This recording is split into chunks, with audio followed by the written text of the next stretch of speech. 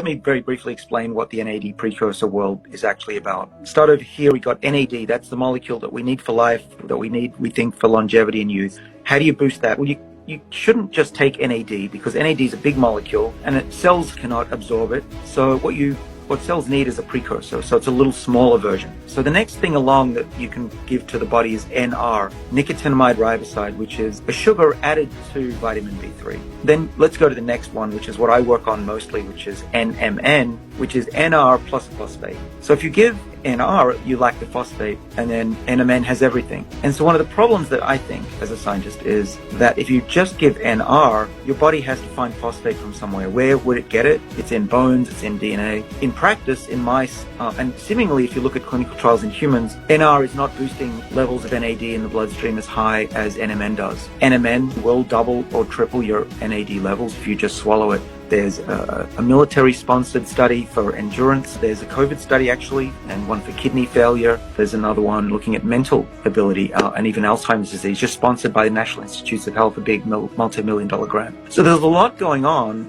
and over the next 6 months, I'm going to be privy to the results of those clinical trials, and hopefully shortly thereafter share that with everybody.